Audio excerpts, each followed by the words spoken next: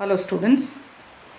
In the earlier video we have learnt about the transpiration occurring through the stomata, cuticle followed by lenticels.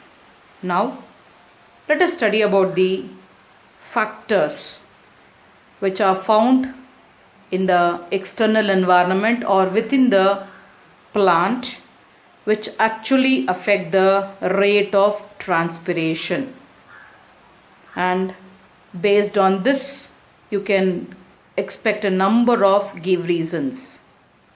Let us start with the external factors. The first external factors which facilitate the transpiration is sunlight. When sunlight is available to the plants during the day, the stomata are kept open, especially for the inward diffusion of carbon dioxide to carry out photosynthesis. So, along with the inward diffusion of carbon dioxide to carry out photosynthesis, since the stomata are kept open, the water from the leaves is also lost in the form of a water vapor, that is by transpiration. So you can say that basically the stomata are kept open for the inward diffusion of a carbon dioxide to carry out photosynthesis, but side by side, since the stomata are kept open, transpiration also occurs through the stomata. Fine. Now, so the day when you have high intensity of a sunlight, so when there is a high intensity of sunlight, so on that particular day the stomata are kept open for the inward diffusion of a carbon dioxide. Therefore, even the rate of transpiration is more on that particular day. So it means the rate of transpiration occurs more on a sunny day whenever there is a high intensity of a sunlight. So this you can expect for the give reason. Then how about on a cloudy day? Imagine you have a cloudy day, and you know that on a cloudy day the intensity of a sunlight is very low, since the sun is covered by the clouds. So whenever there is a low intensity of a sunlight on that particular day, the stomata are partially closed. So when they are partially closed, even the rate of transpiration is less. Okay. So thus you can say that on a sunny day the rate of transpiration is more, because the stomata are kept open for the inward diffusion of a carbon dioxide to carry out photosynthesis. Therefore, side by side even the transpiration is more, whereas on a cloudy day when there is a less intensity of a sunlight, stomata are partially closed and the rate of transpiration is very less. Okay. In case if they ask you about one of the external factor, always you should write as a high intensity of a sunlight. You cannot just rate it as a sunlight. You have to mention it as a high intensity of a sunlight that increases the transpiration. Fine. Yeah. Moving on to the second factor, that is temperature in the environment, which also affects the rate of transpiration. So higher the temperature, higher is the rate of transpiration. So whenever the temperature is more in the outer atmosphere, so definitely there is a more evaporation of water or water vapor from the surface of the leaves from the stomata due to the high temperature. So higher the temperature, so there is a more evaporation. So there is a more evaporation of water through stomata, due to which even the transpiration increases. Whereas lower the temperature, the evaporation of water reduces, thereby even the transpiration reduces. So don't have a confusion between the sunlight and the temperature. Basically, with sunlight you will answer with respect to the carbon dioxide to carry out photosynthesis, whereas temperature you are going to answer that there is a more evaporation of water from the surface of the leaves, due to which the rate of transpiration increases. Fine? Yeah. Moving on to the third external factor, that is velocity of wind. We know that wind is nothing but the moving air. The moving air is known as a wind, right? So whenever the wind blows, whenever there is a movement of air on the surface of the leaf because of the high velocity of the wind, okay, so this water vapor, the water vapor which is collected above the surface of the leaf, will be removed from the surface of the leaf. So when it is removed from the surface of the leaf, this place remains unsaturated. So this place remains unsaturated because the moving air or the wind removes the water vapor from the surface of the leaf. Thereby this space becomes unsaturated, and then thereby it increases the rate of transpiration that enables the water to be lost in the form of water vapor. So you can expect a give reason. The rate of transpiration is more on a windy day. So you're going to answer whenever there is a wind blowing, the moving air removes the water vapor from the surface of the leaves, which keeps that place unsaturated, which facilitates more water vapor to evaporate. How about on a calm day? Calm day. On a calm day, we don't find the wind blowing, hence even the water vapor from the surface of the leaves will not be removed, and the rate of transpiration also reduces on a calm day. Fine? Yes. Moving on to the next external factor known as a humidity. So what is the meaning of humidity? Humidity is nothing but amount of water vapor. It is the amount of water vapor found in the atmosphere. So it is the amount of water vapor in the atmosphere. So in case of humid days, or especially on the humid days when there is a lot of water vapor in the atmosphere, so it means already the air is already saturated with water vapor. So when the air is already saturated with water vapor, that will not allow the loss of water in the form of water vapor by transpiration. Hence, on the humid day, the rate of transpiration reduces. So we can get a question: why do the transpiration reduces on a humid day? You're going to answer. So on the humid day, air is already saturated with the water vapor. Hence, there is no outward diffusion of water vapor through transpiration. Hence, it reduces. Fine. Moving on to the next external factor, that is amount of carbon dioxide in the atmosphere. So generally in the air we find around 0.03% of carbon dioxide.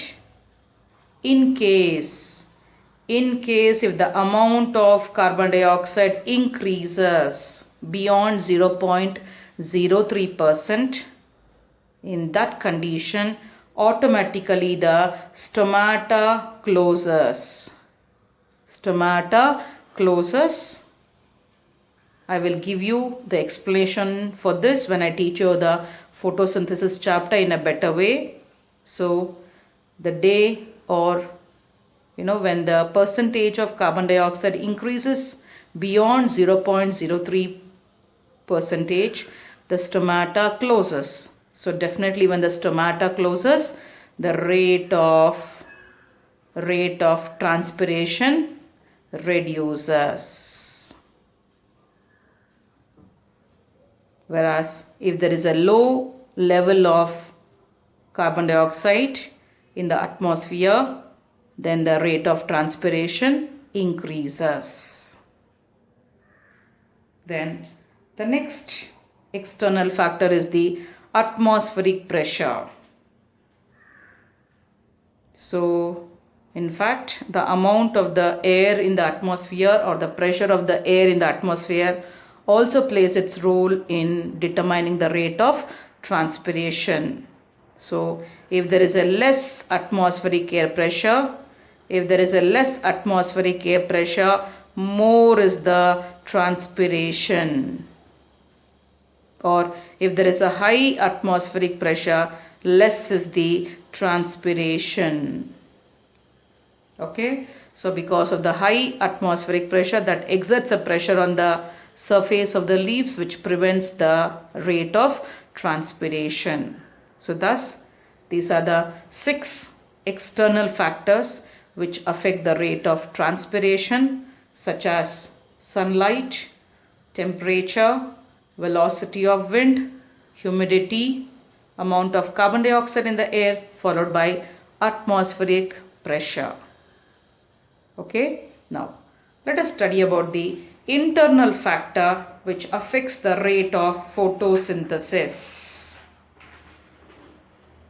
Okay, so what is that internal factor? It is only one factor which affects the rate of photosynthesis, is the amount of water in the leaves. That is, water content in the plant also determines the rate of photosynthesis which is found within the plant.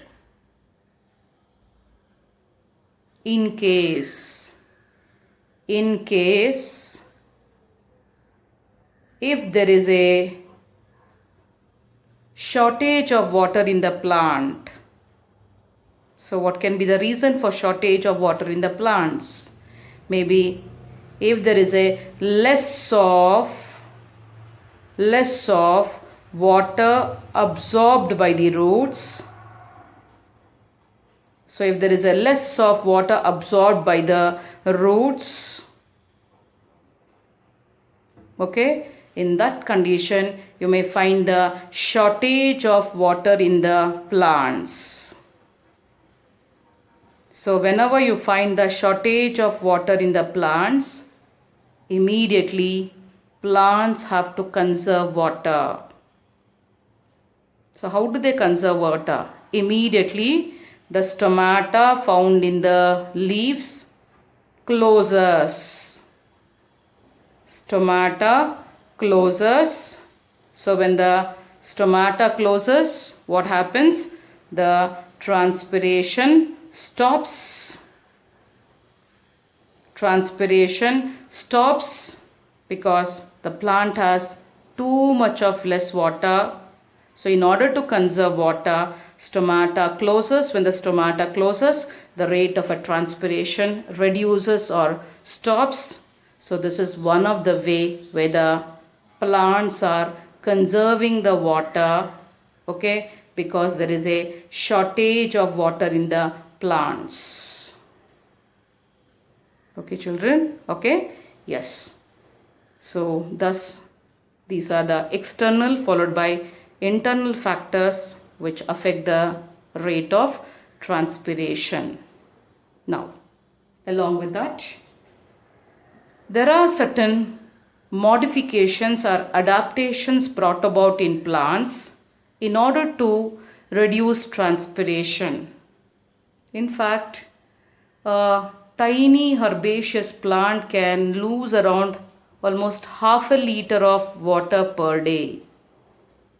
So imagine how many liters of water will be lost by the big trees or shrubs.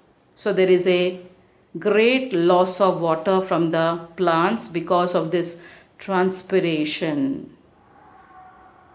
So if there is no availability of water in the plants, so it is a great loss to the plants if they have a transpiration. So to some extent, in order to reduce transpiration, there are certain adaptations or modifications in the plants which helps in reducing the transpiration. What are they? The first adaptation is the sunken stomata. Sunken stomata. One of the plant by name Nerium is an example which has the sunken stomata. Okay, now if you remember, we know that the leaves have a epidermis, the upper epidermis. In between the epidermal cells we find the stomata. Okay, so we know that location of stomata is in between the epidermal cells. So in the plant like Nerium, you can find that stomata are deeply placed. They are placed deeper. You can find that the epidermis itself is, moving downwards, and this particular structure is also covered by hair-like structures which prevent the transpiration. Okay, so we call such stomata as a sunken stomata which prevent the transpiration. Okay, in some of the plants, if you have too many stomata, it increases the rate of transpiration. So some of the plants, they have only few stomata in the lamina, so that will reduce the transpiration. Then narrow leaves. If the lamina of the leaf is quite large, then that increases the transpiration. Fine. So the larger the surface area, more is the transpiration.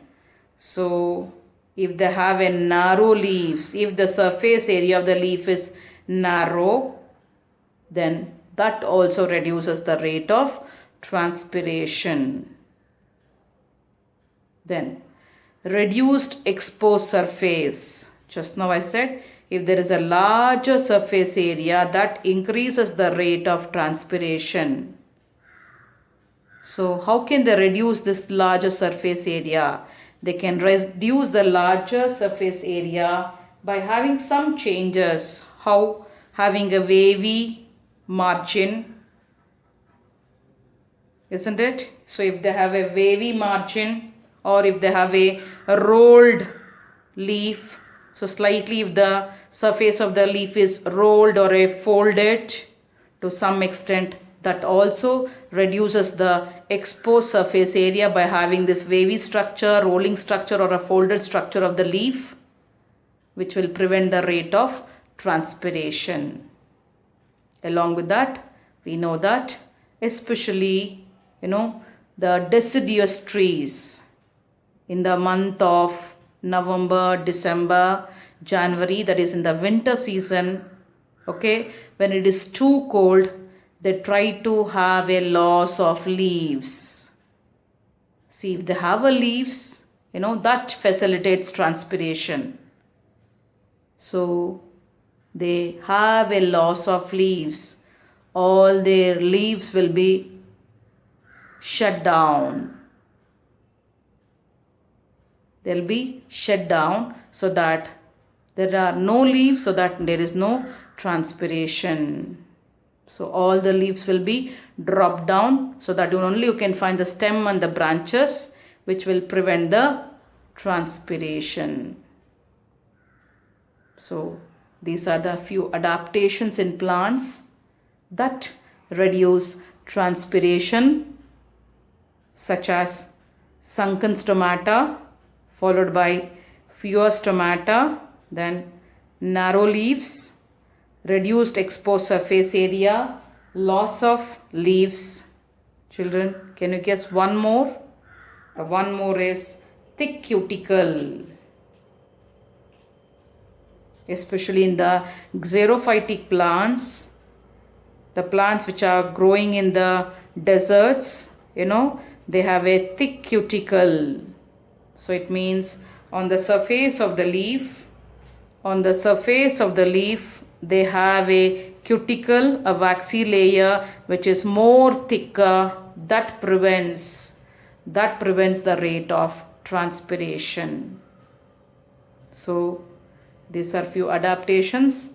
So you will be getting around sometimes 4 or 3 adaptations expected in the examination, asking you mention some of the adaptations in plants to reduce transpiration, where you are going to just write in the form of a sentence. Okay? Yes, children. With this, we complete about the external factors and the internal factors which affect the rate of transpiration, followed by adaptations in plants to reduce transpiration. Thank you.